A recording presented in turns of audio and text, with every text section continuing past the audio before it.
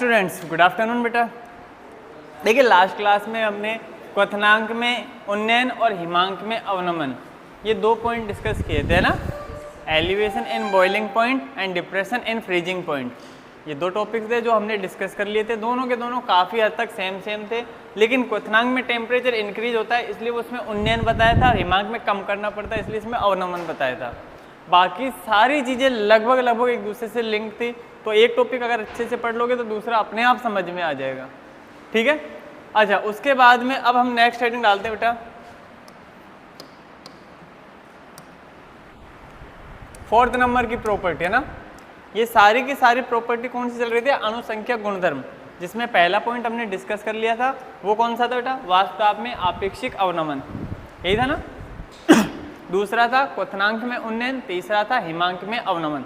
अब 4th heading डालने बेटा, विलयन का परासरण दाब, याद आ गया ना, परासरण दाब।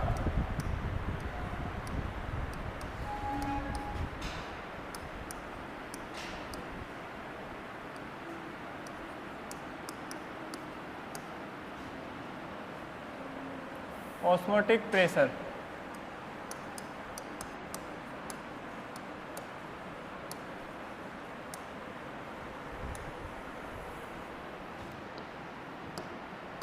परासरण दाब, ऑस्मोटिक प्रेशर। ठीक है, देखो बेटा पहले परासरण दाब को समझने की कोशिश करते हैं, उसके बाद में फिर आगे की बातें करेंगे, है ना।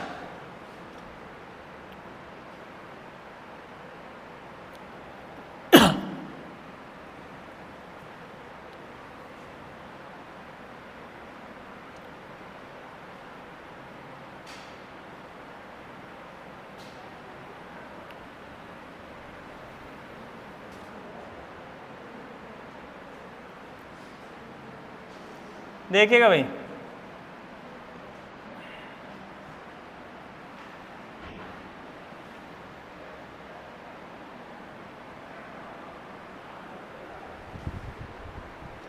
यहाँ तक की चीज़ें क्लियर है ना। अब इसमें क्या बताना चाह रहा हूँ बेटा, मैं सुनो ना। एक कोई कंटेनर है जिसमें 2 अलग अलग मैंने कर दिए ना, ये पोर्शन अलग कर दिया, ये पोर्शन अलग कर दिया ना। एक पात्र था जिसमें 2 अलग अलग कर दिए। एक के अंदर तो हम भर रहे हैं विलयन और एक के अंदर भरेंगे शुद्ध विलायक। ठीक है, तो सपोज इसके अंदर एक में तो हम भर रहे हैं भाई, इसके अंदर तो हमने भर दिया बेटा जो भी, अब मान लो भाई यहाँ पर ना। ठीक है, यहाँ तो होगा शुद्ध विलायक,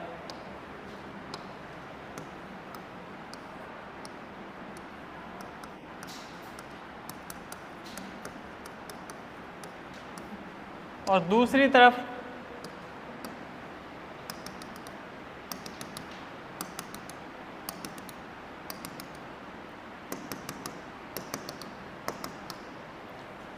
ठीक, एक तो ये है जिसके अंदर हमने जो भरा है वो शुद्ध विलायक है और इसमें है पूरा विलयन। ठीक है, शुद्ध विलायक है वो शुद्ध अवस्था में, और उसके अंदर कुछ विलय मिला दिया होगा, मिलाने के बाद में ये पूरा विलयन बना। ठीक, ये जो बीच में सेपरेट किया है ना बेटा, ठीक है, ये जो सेपरेट किया है ना, इसको अर्ध पारगम्य झिल्ली कह रहे हैं हम, अर्ध पारगम्य झिल्ली, SPM बोलते हैं शॉर्ट में ना, सेमी परमिएबल मेम्ब्रेन्स। क्या बोलते हैं? Semi permeable membranes, semi permeable membranes यानी अर्ध पारगम्य झिल्ली, SPM। भाई SPM जो होती है ना, अर्ध पारगम्य झिल्ली, ये अपनी एक विशिष्ट गुण को रखती है। जैसा अपने छलनी के अंदर होता है ना, किसी एक चीज़ को तो जाने देती है, बाकी चीज़ों को ब्लॉक कर लेती है ना। नॉर्मल चाय वगैरह छानते हो तो उसमें भी क्या होता है, लिक्विड तो निकल जाता है, बाकी जो सॉलिड पार्टिकल्स है वो ऊपर वो रह जाते हैं, ऐसे होता है ना। सिमिलर अर्ध पारगम्य झिल्ली का, लेकिन उसमें क्या होता है ना बेटा, उस छलनी के अंदर आप दोनों तरफ से यूज कर सकते हो, मतलब लिक्विड इधर से भी जा रहा है तो इधर से भी जा रहा है। पर अर्ध पारगम्य झिल्ली एक निश्चित दिशा में ही कणों को प्रवाहित होने देती है। भाई ये इसका काम क्या है बेटा, ये सिर्फ और सिर्फ जो शुद्ध विलायक होता है ना उसी के कणों को जाने देगी। ठीक है, और किधर से किधर जाने देती है? शुद्ध विलायक से विलयन की ओर जाने देती है, यानी ज्यादा सांद्रता से कम सांद्रता की ओर। अरे विलायक शुद्ध अवस्था में यहाँ है, पूरा का पूरा विलायक है, इसमें और विलय भी मिक्स होगा, तो विलायक की सांद्रता ज़्यादा इसमें मिलेगी, है ना। जो शुद्ध विलायक है ना इसमें तो इसकी सांद्रता कैसे मिलेगी भाई, अधिक, इसमें सांद्रता कैसे मिलेगी, अधिक, और विलयन के अंदर कैसी सांद्रता मिलेगी, कम सांद्रता। अरे विलयन में विलय भी तो मिक्स होगा दूसरा, है ना, तो विलायक में सांद्रता ज़्यादा है, विलयन में सांद्रता कम है। अर्धपारगम्य झिल्ली का काम क्या है कि शुद्ध विलायक के कणों को अधिक सांद्रता से कम सांद्रता की ओर प्रवाहित कराता है, या दूसरे शब्दों में मैं कह सकता हूँ शुद्ध विलायक के कणों को विलयन की ओर प्रवाहित करने देती है। जहाँ शुद्ध विलायक है उससे किसकी ओर प्रवाहित कराएगी, विलयन की ओर। ये अर्धपारगम्य झिल्ली का अपनी खुद की प्रॉपर्टी रखती है। उम्मीद है बात समझ में आई होगी, है ना। अर्धपारगम्य झिल्ली का मतलब समझ में आ गया, कोई दिक्कत नहीं है ना। अर्धपारगम्य झिल्ली एक ऐसी झिल्ली है जो शुद्ध विलायक को अपने अंदर से जाने देती है, किधर से किधर, अधिक सांद्रता से कम सांद्रता, या फिर दूसरे शब्दों में कह दो विलायक से विलयन की ओर, शुद्ध विलायक से विलयन की ओर उस कणों को जाने देगी। मतलब इसके कण इस तरीके से मूव करेंगे, यहाँ से ये कण कुछ इस तरीके से जाएंगे, अरे यार यहां से कण ये मूव करेंगे कुछ इस तरीके से, इनकी डायरेक्शन शुद्ध विलायक से विलयन की ओर होगी। ये बात समझ में आ रही है ना, ठीक है। इस घटना को हम कहते हैं परासरण। ये जो घटना हो रही है ना, इस घटना को क्या नाम देते हैं हम, परासरण।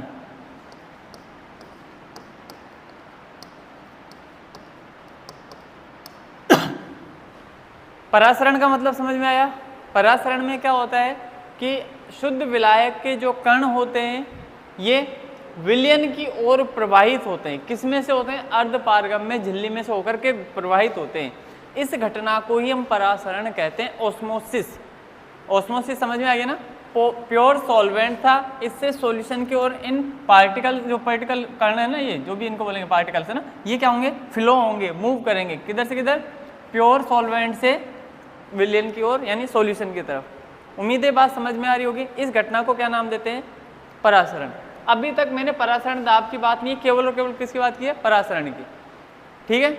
अब हम क्या करते हैं भाई, ऐसा करते हैं कि इसमें ये जो विलयन है ना, इस विलयन पर एक्स्ट्रा अपनी तरफ से प्रेशर लगाना स्टार्ट करते हैं। बाहरी दाब इस पर हम लगाना स्टार्ट करते हैं। देखो क्या हो रहा है, ये कण इधर प्रवाहित हो रहे हैं, मैं इधर से दाब लगा रहा हूँ भाई। एक तरीके से मान लो कि इधर से पानी बह रहा है और आप उस पर इस तरीके से प्रेशर लगा दो तो पानी क्या होगा, क्या होगा, रुकेगा, है ना। लेकिन ऐसे थोड़ी बिल्कुल आपने तो ऐसे उंगली टच की और रुक गया, नहीं भाई। जितने प्रेशर से आ रहा होगा आपको उतना ही प्रेशर वहां लगाना पड़ेगा, ठीक है। अभी मैंने दाब की स्टार्टिंग करी, इसका प्रभाव अभी भी हो रहा है। मैंने थोड़ा और बढ़ाया, अभी भी प्रभाव हो रहा है, और थोड़ा बढ़ाया, बढ़ाते बढ़ाते मैं ऐसी कंडीशन पे आ गया कि इनके जो पार्टिकल्स ये इधर आ रहे थे ना, मूव कर रहे थे, ये रुक जाए, है ना। मैंने देखो विलयन की ओर लगा रहे हैं दाब ये जो दाब लगा रहे हैं वो किस तरफ लगा रहे हैं, विलयन की ओर, क्योंकि कण तो इधर ही आ रहे थे तो इधर से लगाना पड़ेगा। उधर से वापस और दाब लगा दूंगा तो और तेजी से प्रवाहित होंगे, ठीक है। ये नॉर्मल समझ में आ रही होगी ना सारी बातें। तो हम क्या करते हैं, विलयन की ओर थोड़ा सा और एक्स्ट्रा दाब लगाना स्टार्ट करते हैं, और लगाते हैं और लगाते हैं, और एक इतना दाब लगा देते हैं कि जो कण शुद्ध विलायक से विलयन की ओर प्रवाहित हो रहे थे वो रुक जाए, या दूसरे शब्दों में कहते हैं कि परासरण की घटना रुक जाए। क्योंकि परासरण में क्या होता है, ये कण इधर से इधर आ रहे थे, ये ना। तो परासरण को रोकने के लिए हम विलयन की ओर एक्स्ट्रा दाब लगाते हैं, अतिरिक्त दाब लगाते हैं, बाह्य दाब लगाते हैं। उस दाब की वजह से शुद्ध विलायक के कण जो होते हैं वो विलायक से विलयन की ओर रुक जाते हैं, इनका प्रभाव होना बंद हो जाता है, या फिर परासरण की घटना बंद हो जाती है, ठीक है। तो ये जो दाब है ना, इस दाब को हम कहते हैं बेटा परासरण दाब, जो विलयन की ओर लगाया जा रहा है, जिसकी वजह से परासरण की घटना रुक गई, या फिर शुद्ध विलायक से विलयन की ओर जो कणों का प्रवाह हो रहा था वो रुक गया। उस दाब को क्या नाम देते हैं हम, परासरण दाब, है ना। अच्छा, कम से कम इतना दाब तो लगाना पड़ेगा अब मैं इससे ज्यादा दाब और लगा दूंगा तब क्या होगा। देखो पहले कण इधर जा रहे थे, फिर मैंने दाब लगाना स्टार्ट किया, फिर भी जा रहे थे, और बढ़ाया, फिर भी जा रहे थे। अब ऐसे कंडीशन मैंने इतना दाब लगा दिया, ये कण रुक गए, लेकिन मैं उसके बाद में भी नहीं रुका, मैंने और बढ़ा दूं तब क्या होगा, फिर प्रवाह उल्टा होने लग जाएगा। जो डायरेक्शन थी वो चेंज हो जाएगी, डायरेक्शन अब विलयन से विलायक की ओर हो जाएगी। समझ गए। ठीक है। तो वह कंडीशन जो होगी ना जिसमें प्रवाह विलयन से शुद्ध विलायक की ओर हो जाए, इसे कहते हैं व्युत्क्रम परासरण। व्युत्क्रम परासरण।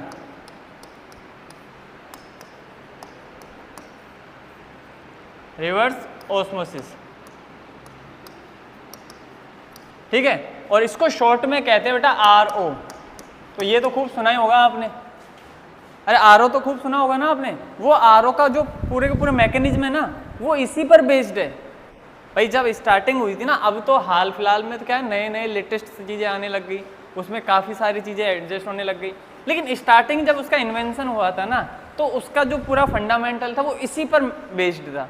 इसको अभी अलग से मैं वापस से डिटेल से बताऊंगा, पर अभी के लिए इतना सुनना भाई। इसमें क्या होता है, इस रिवर्स ऑस्मोसिस यानी व्युत्क्रम परासरण का यूज लिया जाता है। कैसे होता है वो अभी अलग से टॉपिक है, उसको मैं अलग से डिस्कस करूंगा ना, ठीक है। अभी इसमें मिक्स नहीं कर रहा। तो अभी के लिए इतना समझ में आया, एक तो परासरण क्या होता है।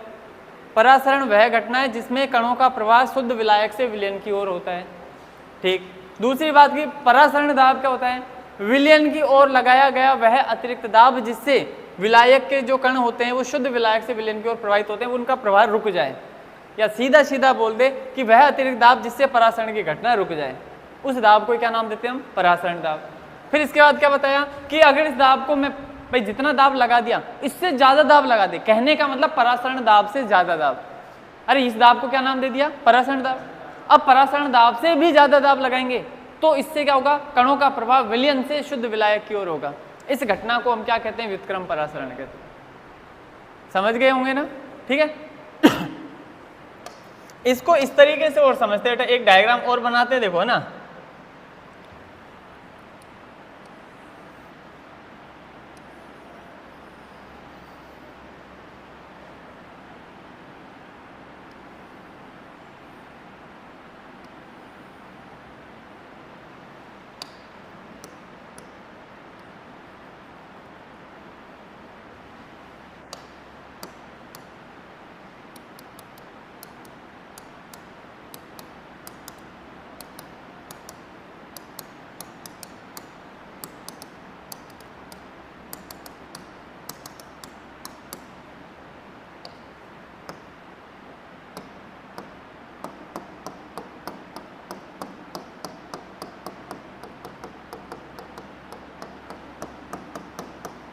देखो भाई, अब जो अभी पढ़ा था ना आपने, उसी से लिंक करना है इसको, है ना। इसके अंदर तो हो रहा है बेटा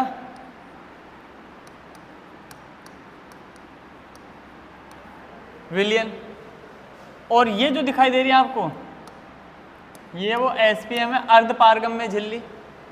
ये जो दिखाई दे रही है ना, मतलब कोई पाइप होगी जिसके ऊपर वो मुंह खुला हुआ है ना, उधर हमने क्या लगा दी, वो अर्ध पारगम्य झिल्ली लगा दी। और इसमें जो भरा है वो क्या है बेटा, शुद्ध विलायक। एग्जैक्टली क्या आपके NCERT में ये डायग्राम दिया हुआ है, मैं इसलिए इसको समझाना चाह रहा हूँ, ठीक है। उसको रखें अलग, बात समझ में आई। अब हम क्या कर रहे हैं बेटा इसमें कि ये बात हम जानते हैं, नॉर्मल परासरण की घटना देखने को मिलेगी, मतलब कणों का प्रवाह शुद्ध विलायक से विलयन की ओर होगा। अरे ऐसे होगा कि नहीं होगा, सही है ना, विलायक से विलयन की ओर होगा। अच्छा, इनका प्रवाह होगा तो क्या होगा, यहाँ से इसमें लेवल ऊपर बढ़ेगा। अरे कहीं तो ऊपर बढ़ेगा भाई, ऐसा थोड़ी यहीं फिक्स रहेगा। जब इसके अंदर कुछ जा रहा है तो इसमें लेवल बढ़ेगा। वो लेवल बढ़ करके कहीं पहुंच गया होगा, मान लो, हमें नहीं पता, यहाँ तक मान लिया मैंने, ठीक है। इसकी हाइट मैंने मान ली, जहां तक बढ़ा होगा वो हाइट कितनी है, h मान लेते हैं, है ना। इसकी हाइट कितनी मान ली, h, ठीक है। अब देखो भाई, क्योंकि क्या होता है ना, ये फिजिक्स की फॉर्म में काम में आता है, और वो अभी हम पढ़ेंगे, पाई बराबर CRT होता है, वो भी पढ़ेंगे ना। देखो बेटा, परासरण को दो तरीके से रिप्रेजेंट करते हैं हम। एक तो यहां से मैं बताऊं कि कितनी हाइट पे चढ़ा, वो h हो गया। तो परासरण दाब को पहली बात तो पाई से रिप्रेजेंट करते हैं, पाई परासरण दाब, है ना। इसका मान जो होता है बेटा, इसके रूप में बताऊं तो जो हाइट, जितनी हाइट पर वो विलयन चढ़ा होगा वो हाइट, गुणा उस विलयन का घनत्व d, और गुरुत्वीय त्वरण g, HdG, इन तीनों का गुणनफल जो होता है वो परासरण दाब होता है। h क्या है बेटा, जितना विलयन चढ़ा होगा उसकी हाइट, पहले से है उससे मतलब नहीं है, उस घटना के बाद में कितना पहुंचा है। दूसरी बात डी क्या है, इस विलयन का घनत्व, एच क्या है, गुरुत्वीय त्वरण 9.8 वैल्यू होती है, आप सभी जानते होंगे, अच्छे से पढ़ रखा होगा ना। बाकी 10 ले लेते हैं कैलकुलेशन के अकॉर्डिंग भी, वो भी ठीक है ना, बात समझ गए ना, ठीक है। तो ये सारी चीज़ें, ये होता है पाई बराबर एच डी जी।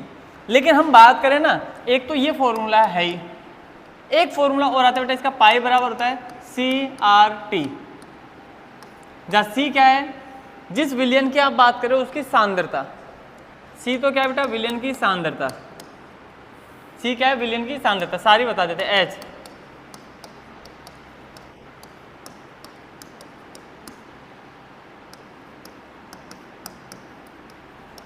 विलयन ने कितनी ऊंचाई चढ़ी उसमें वो है, डी क्या है, विलयन का घनत्व, जी क्या है, गुरुत्वीय त्वरण, सी क्या है, विलयन की सांद्रता, आर क्या है,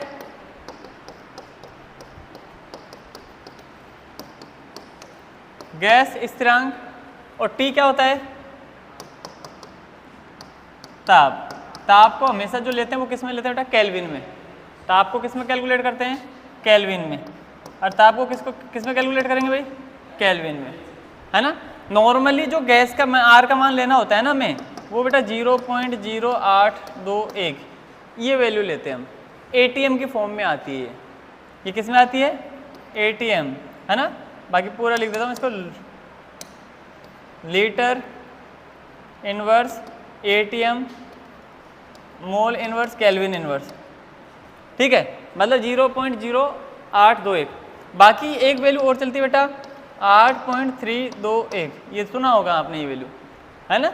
ये कब चलती है, जब जूल में बात कर रहे हो, joule mole inverse kelvin inverse, है ना। तो दो अलग अलग वैल्यूज है, अकॉर्डिंग टू हम देख लेते हैं, ज़्यादातर काम में आएगी वो फर्स्ट वाली डिजिट काम में आती है, ठीक है। तो ये पाई बराबर सी आर टी, यही होता है अपना परासरण दाब। बाकी कुछ एक चीज़ें और बता देता हूँ, देखो पाई बराबर क्या होता है, सी आर टी, सी क्या होती है, सांद्रता, सांद्रता कैसे निकालते हैं, मोल बटे आयतन, मोल बटे आयतन, अरे मोल बटे आयतन, सांद्रता मतलब कैपिटल एम, मोलरिटी मान लो, वही होता है मोल बटे आयतन। बाकी आर और टी सब सेम है कि नहीं। अरे वी को इधर ले जाओ मल्टीप्लाई में, पाई गुणा वी एन आर टी, है कि नहीं। आपने आइडियल गैस इक्वेशन सुनी है क्या, पी बी बराबर एन आर टी, देखो पी दाब से ही लिया गया है, पी बी बराबर एन आर टी, वही आ रही चीज़ें, पी बी बराबर N R T, same equation आ रही है ना, कोई अलग थोड़ी है। पी बी बराबर एन आर टी, पाई आ गया पी की जगह, अरे पी नॉर्मल प्रेशर है, पाई कौन सा हो गया, परासरण दाब हो गया। पी बी बराबर एन आर टी जगह क्या कर दिया हमने, पाई बी बराबर एन आर टी, वही सेम बात है। एन की जगह भी आप फॉर्मूले में वैल्यू रख सकते हो जरूरत पड़े तो, मतलब ये चीज़ें तो आपको जरूरत के हिसाब से, बाकी कॉमन फॉर्मूला तो यही है। क्या लिख सकते हो बेटा, मोल कैसे निकालते हो, भार बटे मोलर भार, अरे ऐसे निकालते हो ना, भार दिया गया भार बटे मोलर भार, बाकी आर टी। तो इन सही से जहाँ से आपको जो चीज़ निकालनी हो आप वो कैलकुलेट कर सकते हो। बाकी basic formula C R T है। क्लियर हुई बात, लिखवाते हैं इसको, हेडिंग डाल लो परासरण दाब। इसमें सबसे पहले लिखो बेटा परासरण, सबसे पहले, अच्छा इसमें मेन हेडिंग तो ये होगी, इसमें पहली हेडिंग लिखो परासरण ऑस्मोसिस।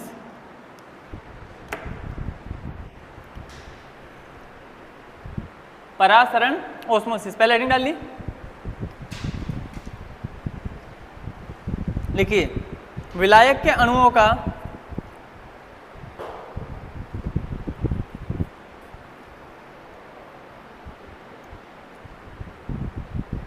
विलायक के अणुओं का अर्ध पारगम्य झिल्ली द्वारा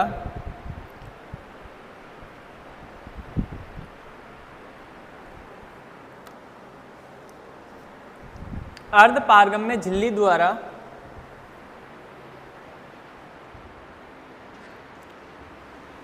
विलायक से विलयन की ओर विलायक से विलयन की ओर, अरे ऐसे होता है ना, कण किसके जाएंगे, विलायक के, किधर जाएंगे, विलायक से विलयन की ओर। इसी को एक और बात कह सकते हैं तो ब्रैकेट में लिखो उसको ना, की ओर तक लिख लिया ना, उसके बाद ब्रैकेट में लिखो तनु विलयन से सांद्र विलयन की ओर, तनु विलयन से सांद्र विलयन की ओर।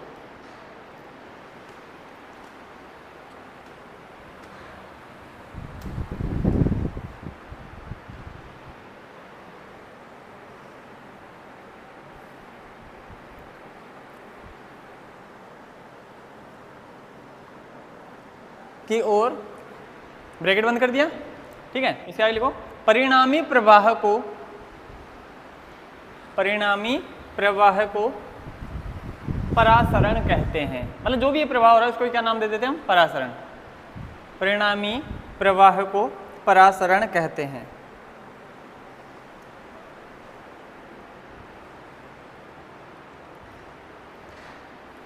सीधी सीधी बात है बेटा, परासरण समझ में आ गया।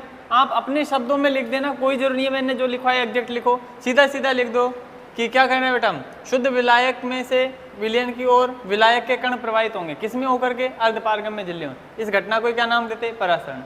जो दिखता है वो भी लिख सकते हो आप, कोई इशू नहीं है, उसमें नंबर पूरे मिलते हैं, कोई दिक्कत नहीं है ना, ठीक।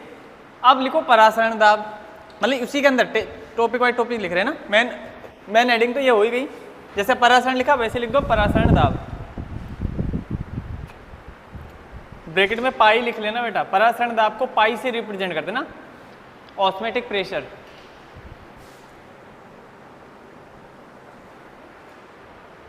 दाब किस पर लगाएंगे, विलयन पर या विलायक पर, विलयन पर, है ना। ऐसे मत किया करो बेटा, है ना, ठीक है। मतलब पूरा टॉपिक पढ़ो करके लास्ट में छोटी सी बात पूछ ले, उसको भी उल्टा बोल दो तो कैसे लगता होगा। लिखो विलयन पर लगाया गया वह बाह्य दाब, विलयन पर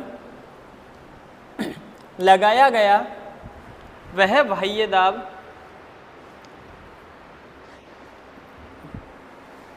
विलयन पर लगाया गया वह बाह्य दाब जो अर्धपारगम्य झिल्ली में से होकर, जो अर्धपारगम्य झिल्ली में से होकर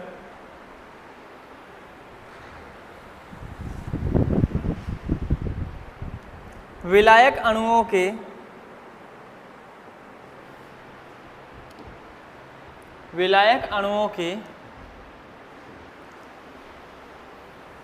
अच्छा, विलायक अणु किधर जा रहे थे, विलयन की ओर, इसको रोक दे, वही तो दाब की बात कर रहे हैं हम।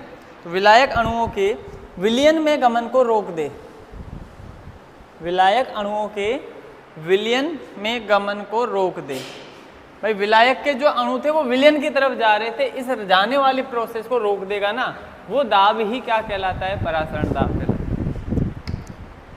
विलायक अणुओं के विलयन में प्रवाह को रोक दे, उसे परासरण दाब कहते हैं।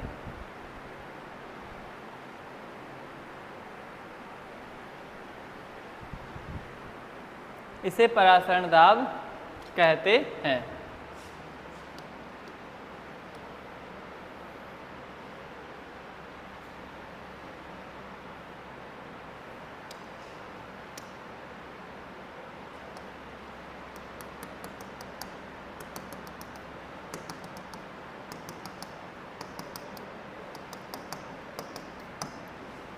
ठीक है भाई, यहाँ जो दाब लग रहा है उस दाब को क्या कह रहे हैं हम, इस दाब को क्या कहते हैं भाई, परासरण दाब कहते हैं ना। तो आप अब काम करो, इस डायग्राम को बना लो। व्युत्क्रम तो नहीं लिखना अभी, है ना, ये तो बाद में बात करेंगे। ये तो लगे हाथ यहाँ बता दिया, थोड़ा सा लिंक था इसलिए। ये भी हटाओ।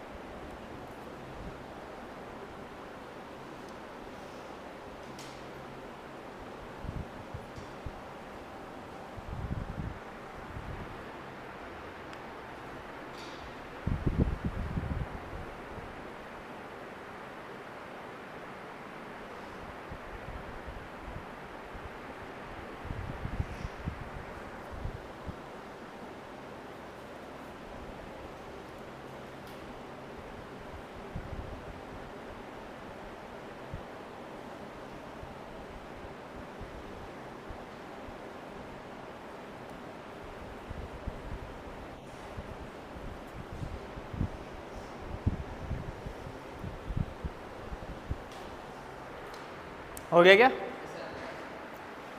ठीक है। अच्छा, ये तो होगी परासरण दाब की एक परिभाषा, है ना? ठीक है। अब दूसरी परिभाषा इसके हिसाब से लिखेंगे। ठीक है, तो कैसे लिखोगे इसको? परिभाषा 2 लिखेंगे इसी है ना, परासरण दाब की। तो इसको हेडिंग के रूप में लिख लो, परासरण दाब की अन्य परिभाषा।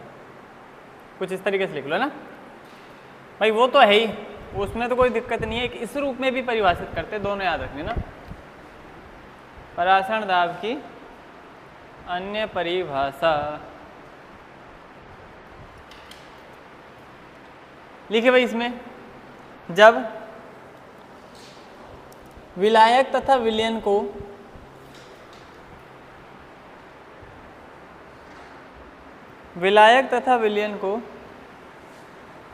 अर्ध पारगम्य झिल्ली द्वारा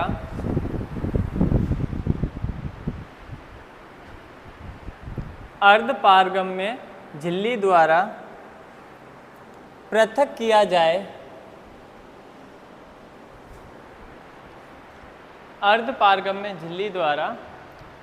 किया जाए,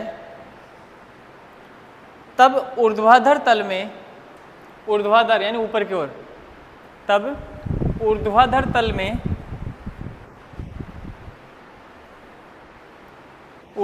तल में द्रव द्वारा स्थैतिक दाब उत्पन्न किया जाता है।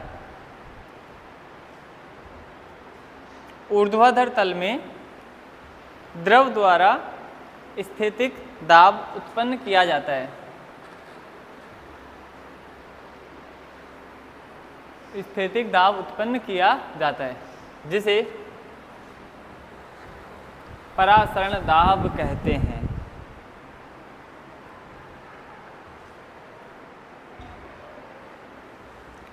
परासरण दाब कहते हैं। ठीक है, फटाफट ये डायग्राम बना लो।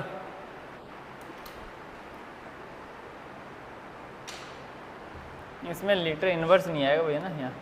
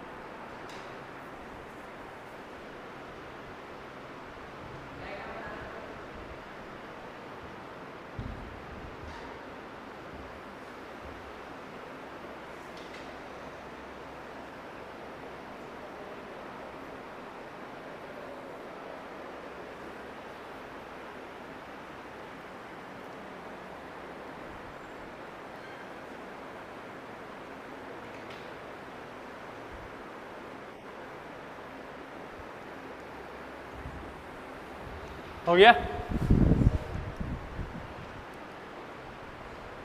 ठीक है, उसके बाद में अब लिखो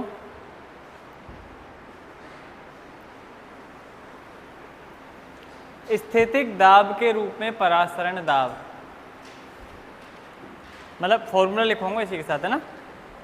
स्थैतिक दाब के रूप में परासरण दाब,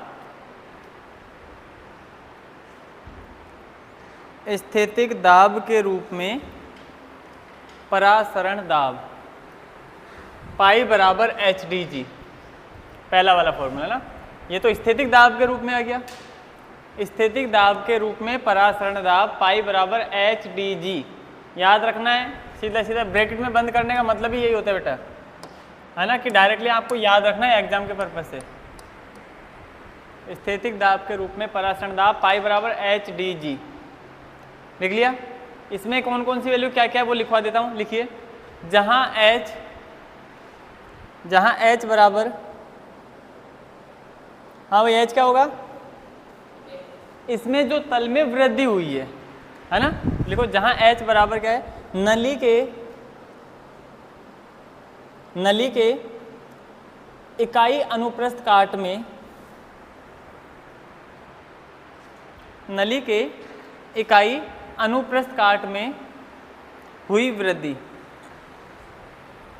अनुप्रस्थ काट नॉर्मली किसके लिए यूज करते हैं बेटा, जो है ना क्षेत्रफल के हिसाब से बात करते हैं, समझ रहे हो ना, ठीक है। जैसे आपने वही फिजिक्स वाले वो फॉर्मूले पढ़े होंगे ना, आर बराबर रो, भाई रो बराबर क्या होता है, आर बराबर रो एल अपॉन ए। तो यहाँ ए के बारे में पढ़ा होगा, अनुप्रस्थ काट क्षेत्रफल होता है। वो अनुप्रस्थ काट क्षेत्रफल मतलब क्या, जैसे क्योंकि वायर जो पाइप जो होगा वो वायर मतलब गोली होगा इससे, है ना, ठीक है, बेलनाकार आकृति का, तो वो अपना जो क्षेत्रफल रखता है, इसलिए अनुप्रस्थ काट यूज कर रहे हैं। ये भी नली कोई सीधी तो है नहीं, राउंड शेप में ही होगी, ऊपर जा रही है तो ना, तो इसका भी अपना एक क्षेत्रफल आएगा ना।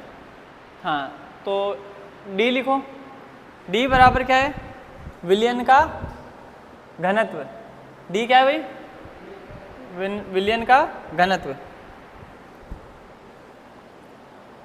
और जी बराबर लिख लेना गुरुत्वीय त्वरण, जी बराबर लिख लेना गुरुत्वीय त्वरण, जिसका मान कितना होता है बेटा, 9.8, है ना। यूनिट क्या होगी पता नहीं मेरे को, थोड़ा बताओगे क्या, यूनिट क्या होगी इसकी, 9.8 मीटर पर सेकंड, पक्का। फिर वेग की क्या होती है, त्वरण की यूनिट मीटर पर सेकंड होने लग गई, तो वेग की क्या होती है, मीटर पर सेकंड स्क्वायर, है ना, ठीक है। अरे वेग में परिवर्तन की दर त्वरण होती है, वेग क्या होता है, मीटर पर सेकंड तो वेग के लिए आता है, और इसमें भी परिवर्तन की दर तो वो समय एक और आएगा, इसलिए मीटर पर सेकंड स्क्वायर, है ना, ये त्वरण के लिए आता है, ठीक। यूनिट लिख लेना मीटर पर सेकंड स्क्वायर। ओके बेटा, तीनों चीजें क्लियर हुई। अरे HDG समझ में आया। ये तो किसके रूप में परिभाषा है, मतलब जो फॉर्मूला है वो स्थैतिक दाब यानी कि ऊंचाई के रूप में। अब हम बात कर रहे हैं सांद्रता के रूप में, ये से सांद्रता अलग अलग होगी ना, उसके रूप में। तो लिखो सांद्रता के रूप में परासरण दाब, सांद्रता के रूप में परासरण दाब पाई बराबर CRT, पाई बराबर CRT, पाई बराबर CRT।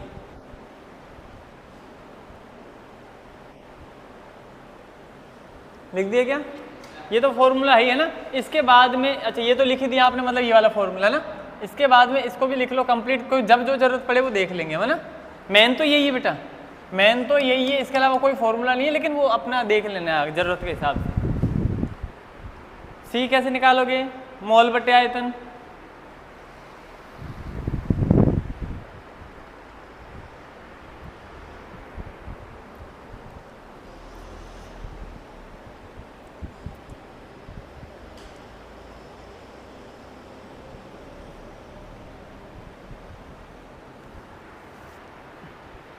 लिख दिए क्या। तो इसमें लिखो जहां C बराबर क्या है भाई, विलयन की सांद्रता,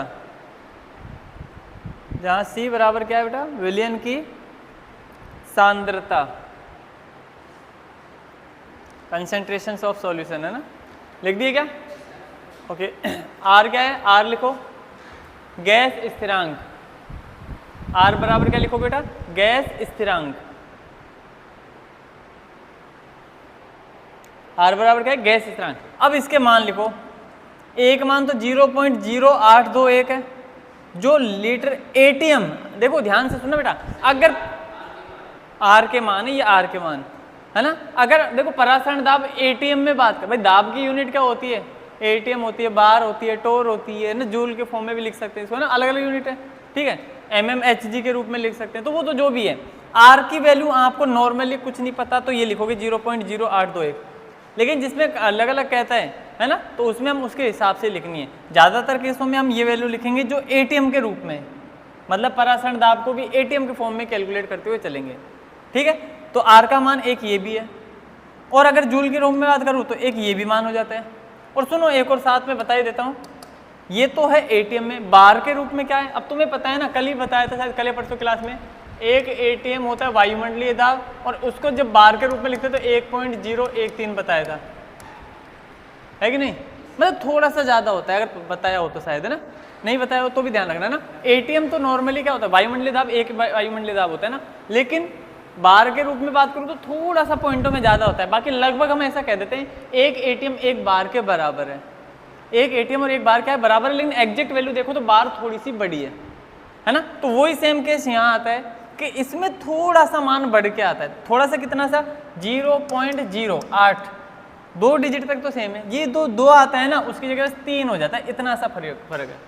बाकी यूनिट क्या हो जाएगी, लीटर, एटीएम की जगह बार हो जाएगी, मोल की जगह मोल इनवर्स रहेगा, केल्विन इनवर्स की जगह केल्विन इनवर्स रहेगा, है कि नहीं, बस इतना से फर्क था, बस थोड़ा सा फर्क आता है बार में और इसमें एटीएम, है ना, बाकी सेम वैल्यू है। और रही बात जूल की, तो जूल में तो 8.321 होती है, तीनों वैल्यू लिख लो, तीनों ही आर के मान है, यूनिट के साथ लिखना। जहां आर बराबर क्या है, गैस स्थिरांक, जिसके मान कौन कौन से, तीनों ही लिख लेना ना।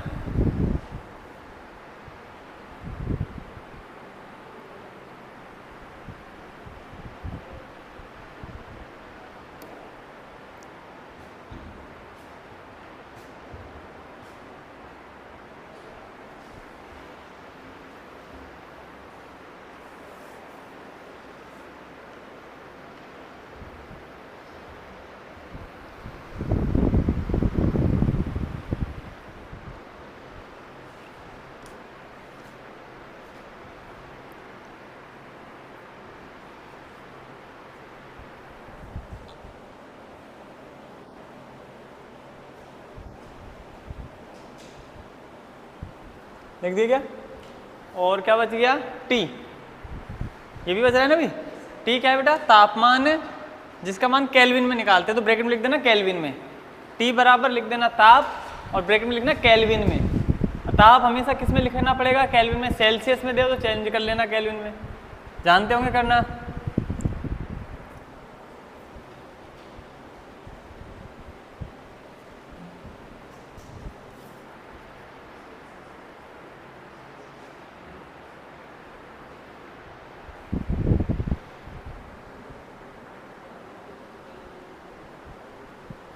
हो गया क्या,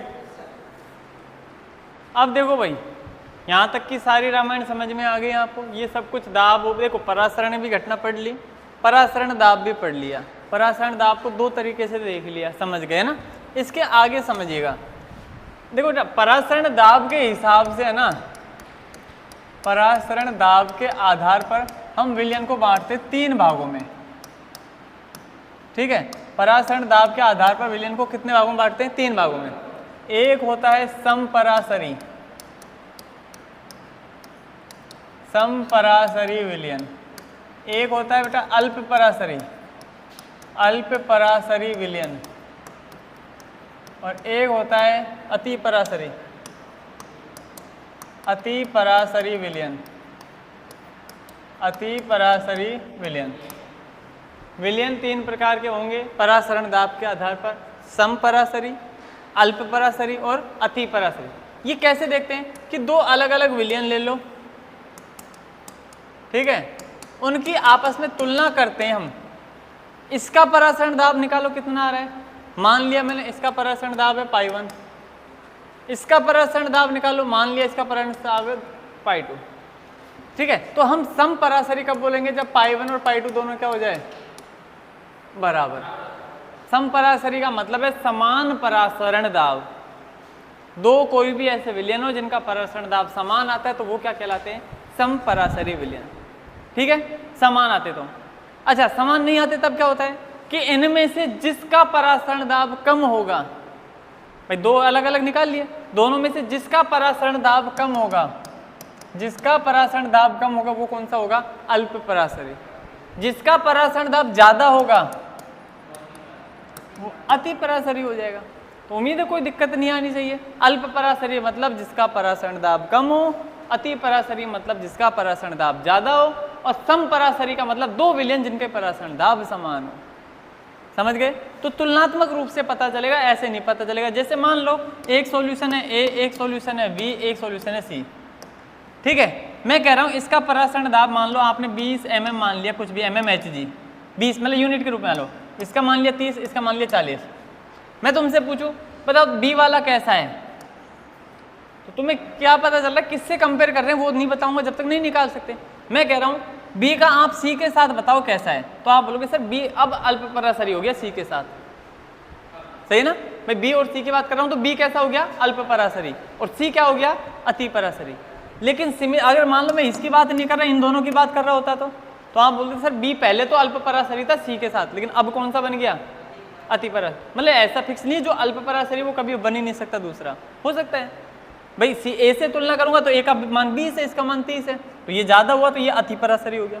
एक और कोई डी सॉल्यूशन मान लो जिसका मान लो 30 ही होगा, तो बी और डी दोनों आपस में कैसे हो गए सम परासरी, ठीक है। तो तुलनात्मक रूप से देख लो, कम है तो अल्प परासरी, ज्यादा है तो अति परासरी, समान है तो सम परासरी, ठीक है।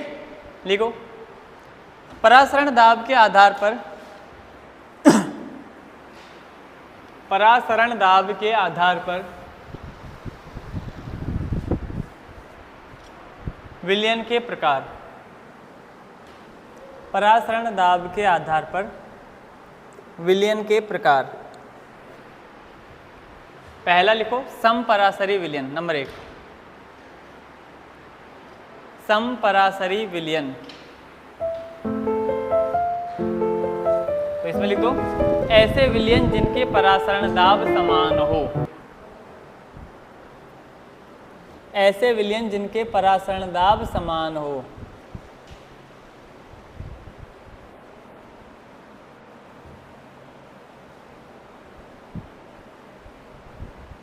ऐसे विलयन जिनके परासरण दाब समान हो, है ना, ठीक है। तो इसको ऐसे लिख देंगे ना, पाई 1 किसके बराबर होगा पाई 2 के। पाई का फॉर्मूला हम जानते हैं, पाई बराबर क्या होता है बेटा CRT, ठीक है। तो सुनो यहाँ इस पाई 1 की जगह मैं क्या लिखूँगा C1 RT। अरे R तो कांस्टेंट है और T तापमान में दोनों विलयन के लिए सेम रखूँगा, बराबर दूसरा है CRT। समझ गए? मतलब RT से RT कट गया, क्या बचेगा C1 किसके बराबर होगा C2 के। और सांद्रता निकालना आपको आता है मोल बटे आयतन, तो इसको 1 1 मान लेता हूँ, इसको 2 और 2 के फॉर्म में लिख देता हूँ।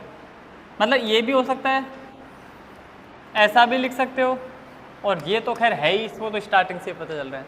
कहने का मतलब ये जो समपरासरी विलयन होता है उनका परासरण दाब तो बराबर होता है, साथ में उनकी सांद्रताएं भी समान होती है। तो आप बोल दो चाहे परासरण दाब समान है, या फिर ऐसे बोल दो उनकी सांद्रताएं समान है। समझ गए ना? तो उसमें ऐसे लिख दो अतः, और ये लिख दो पूरा चीज।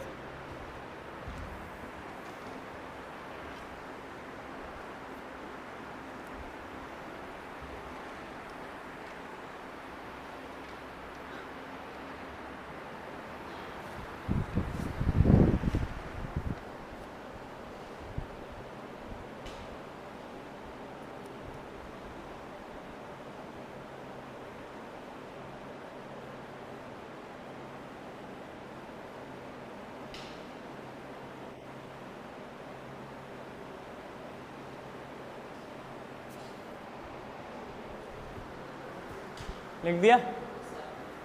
यहाँ तक हो गया ना? ठीक है। याद रखने वाली बात है तो यही बेटा, परासरण दाब तो समान होता है, साथ में सांद्रता भी क्या होती है उसकी समान होती है। हो गया समपरासरी। सेकंड लिखो अल्प परासरी विलयन। अल्प परासरी विलयन लिखो इसमें ऐसा विलयन जिसका परासरण दाब कम होता है।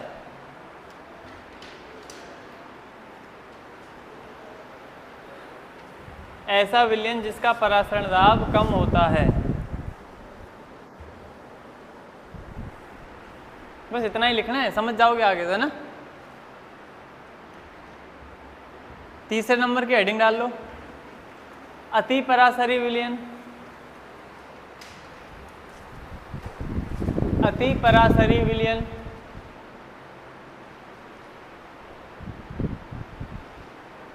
ऐसा विलयन जिसका परासरण दाब अधिक होता है।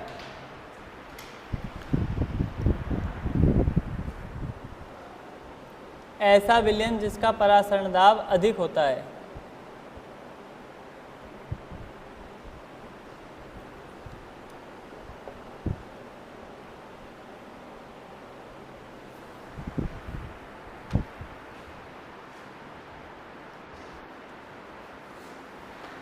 ठीक है, उसे क्या कहेंगे भाई? अति परिसरी विलयन, है ना, अति परासरी विलयन। उम्मीद है तीनों समझ में आ गई होगी, याद है ना? ठीक, अब इसके बाद में सुनिए भाई, व्युत्क्रम की बात करते हैं ना, व्युत्क्रम परासरण। व्युत्क्रम परासरण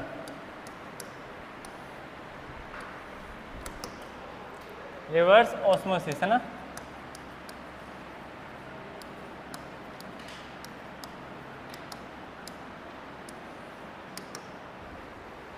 व्युत्क्रम परासरण लिख दिया, लिखो इसमें।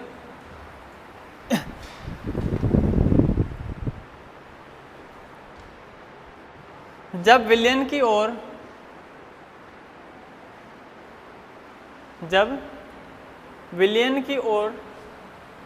लगाया गया दाब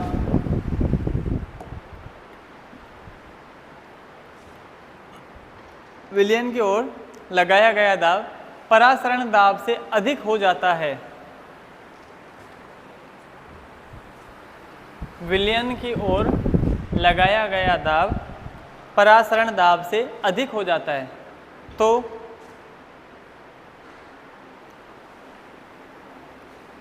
तो विलायक के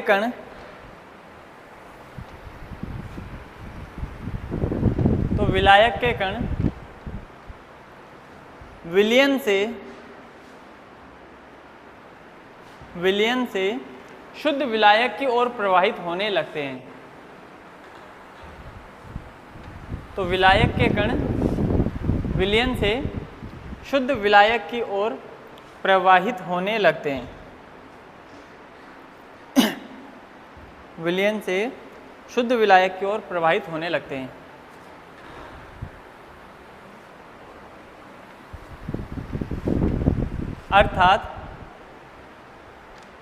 अर्थात परासरण की दिशा उत्क्रमित हो जाती है। अर्थात परासरण की दिशा उत्क्रमित हो जाती है, मतलब बदल जाती है ना।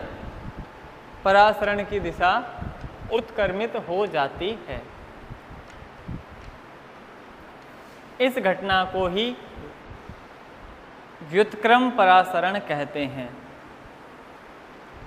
इस घटना को ही व्युत्क्रम परासरण यानी रिवर्स ऑस्मोसिस कहते हैं।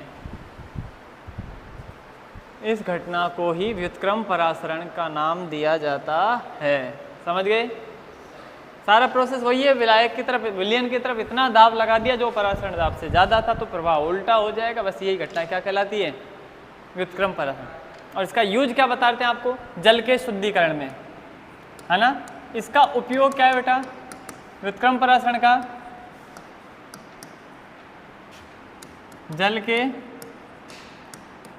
शुद्धिकरण में, है ना। ठीक है, अब कैसे होता है वो सुनो आप, थोड़ा सा इधर देखो एक बार।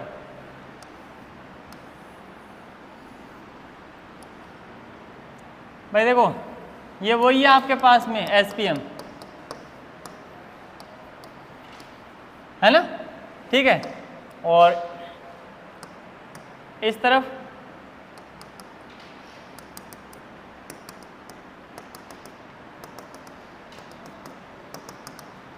ठीक है लवणीय जल। लवणीय मतलब जिसके अंदर लवण पड़ा हुआ है, ठीक है। और दूसरी तरफ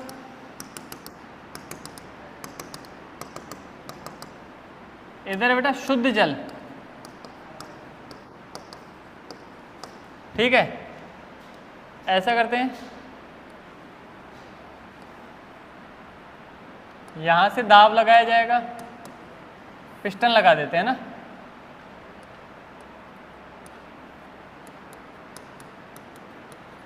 दाब लगाया जाएगा ना, ठीक है। दाब लगाने के लिए दाब हमेशा विलयन की तरफ लगाते हैं। भाई शुद्ध जल है वो तो विलायक हो गया, शुद्ध जल तो क्या हो गया, विलायक, और लवणीय जल, जल के अंदर लवण, तो वो क्या हो गया, विलयन हो गया। ये क्या हो गया भाई, विलयन हो गया। हम जानते हैं रिवर्स ऑस्मोसिस यानी व्युत्क्रम परासरण में विलयन की तरफ दाब लगाते हैं, तो पिस्टन इधर है, ये जो दाब लगाया जा रहा है दाब लगाने के लिए, है ना, ठीक है, इधर से दाब लगाया जा रहा है, इसकी डायरेक्शन में ऐसे बना देता हूँ, समझ गए, ठीक है। अब इधर क्या करते हैं भाई, यहाँ से नहीं यहाँ कर देते ना। अब सुनो भाई, देखो क्या होता है, बेटा ध्यान से सुनना, आरओ उसी का प्रोसेस पढ़ रहे हैं कि नॉर्मली क्या होता है, जो गंदा पानी होता है, गंदा पानी मतलब जिसमें मिनरल्स वगैरह एक्स्ट्रा पड़े रहते हैं, सॉल्ट वगैरह होते हैं, जिसको हमको हटाना होता है, फिल्टर करना है पानी को, तो क्या होता है उसमें से ये पूरा पानी आया और प्योर वाटर इसके अंदर यहाँ भरा हुआ है। अब क्या होता है, बीच में लगी हुई है अर्धपारगम्य झिल्ली, इससे क्या होगा कि जो भी, अच्छा पानी के इधर से पानी भी प्रवाहित कराते रहेंगे, उसमें पूरा पानी आया इधर से, है ना। अब क्या कह रहे हैं, ध्यान से सुनना बेटा, देखो ये विलयन है, ये विलायक है, जो दाब लगाया जाएगा वो कितना होगा, परासरण दाब से ज़्यादा। दाब कितना होगा बेटा, परासरण दाब से ज़्यादा, सही है। तो व्युत्क्रम होना ही है, उल्टा प्रवाह होगा ही होगा। वैसे क्या होता, विलायक से विलयन की ओर, लेकिन अब प्रवाह कहाँ से कहाँ होगा, अब प्रवाह होगा विलयन से विलायक की ओर, रिवर्स में तो ऐसे होता है। इससे क्या होगा, इसमें से लवण तो यहीं पड़े रहेंगे, कण हमेशा विलायक के जाते हैं, ज़्यादा मात्रा में कौन है, पानी है, लवण थोड़े बहुत है ना। तो विलायक के कण यानी जल के कण ही आगे मूव करेंगे, तो शुद्ध जल मतलब जल के कण आगे निकल जाते हैं, तो शुद्ध जल ही आएगा आगे, और लवण वगैरह इसी में पड़े रह जाएंगे। फिर वापस पानी आ जाएगा, इधर से भर लेंगे वापस, फिर वापस वो प्रोसेस चलता रहेगा कंटिन्यूसली और इधर से क्या प्राप्त हो जाएगा आपको, शुद्ध जल इधर से मिलता रहेगा, समझ गए ना, ठीक है। यही प्रोसेस होता है और कुछ नहीं है। पहले इसमें 2-3 लाइनें लिखवा देता हूँ ना, उपयोग में लिख लो जल के शुद्धिकरण में, और उसका भी डायग्राम बना लेना बाद में, पहले 2-3 लाइनें लिखवा देता हूँ मैं ना। उपयोग में लिख दो जल के शुद्धिकरण में,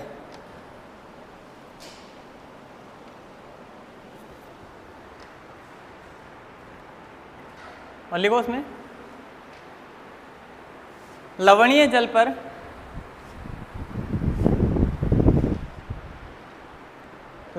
पर परासरण दाब से अधिक दाब लगाया जाता है। लवणीय जल पर परासरण दाब से अधिक दाब लगाया जाता है, जिससे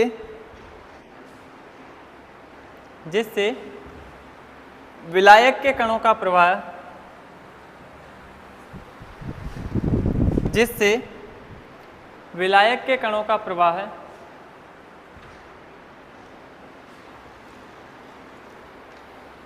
लवणीय जल से शुद्ध जल की ओर हो जाता है।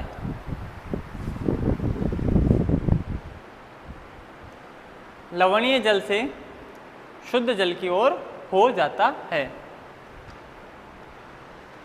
ठीक है। बाकी तो आप अपनी मर्जी से बेटा इसमें जितना चाहो लिख सकते हो कि इधर से शुद्ध जल भैया लवणीय जल भरा जाता है, अशुद्ध जल भरा जाता है, इधर शुद्ध जल होता है, इसको शुद्ध जल को इधर से प्राप्त कर लिया जाता है, वो सारी बातें है ना। बाकी मेन बात थी वो मैं लिखवा चुका हूँ, है ना, ठीक है। अब ये डायग्राम बना लो आप लास्ट, ओके।